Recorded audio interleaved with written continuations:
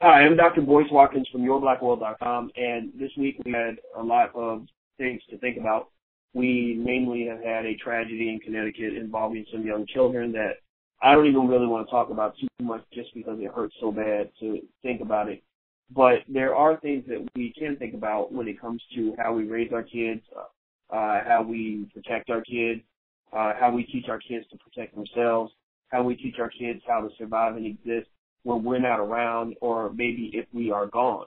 And one person who feels very passionate about this issue is Miss Robin, who is on the line. She is one of the writers with BlackBlueDog.com and PurposefulParents.com. And she typically has advice, good old school advice from a woman who's been married almost 40 years and who's raised 3 successful children. So I think that there are a few things that you can learn from this woman, and she is unabashedly and unashamed to be a strong Christian woman. Ms. Robin, how are you today? How are you, Dr. Boyce? I'm doing fine.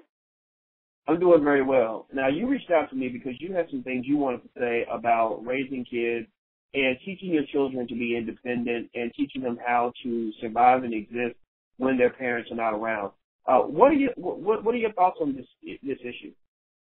Well, first of all, I would just like to say my heart goes out to those children, to the parents, to the school administrators.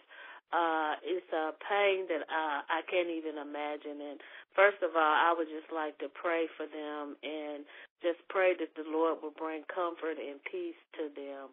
My thoughts were, when I first heard of this incident, was I prayed that those children were able to call out to the Lord, that they knew the Lord and would be able to pray for themselves.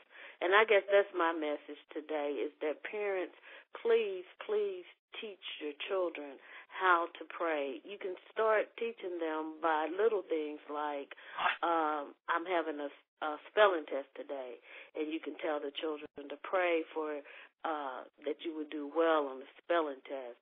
You can teach the children by saying, pray for your teachers. And that's basically my message today, Dr. Boyce. So you're saying that teaching your kids to pray is an important part of helping your child to make it through times where the parent isn't necessarily there to protect them. What about beyond prayer? You talk about free will and the ability to make decisions yourself. From a other, side of a more practical standpoint, although we can agree that prayer is certainly an important part of that, is there anything else that a parent might want to know about how to raise their children to be independent, to be able to survive even when they're not there? Well, one of the things that we did with our youngest child is that he got into some situations at school, and that's when we started focusing on teaching him how to pray. We would allow him to read to us at night before he went to bed Proverbs, and we started with the book of Proverbs, and he would read a chapter a night to us. And not only did we learn that he was capable of reading, but that Word of God was getting into his spirit, and we saw positive results from that. We would lead him into praying for his teachers and for his schoolmates, and that prayerfully gave him a strong sense of knowing that God is the protector and not me, the mama, or his daddy. Interesting. Well, as usual, you always give us words of wisdom and words to contemplate, Ms. Robin, and I want to say thank you so much for giving us your time today. Thank you, Dr. Boyce. And thank you all for checking us out at YourBlackWorld.com. This is Miss Robin from PurposefulParents.com, and she is a woman who is not afraid to give her opinion, and her opinion is going to come from a strong Christian perspective.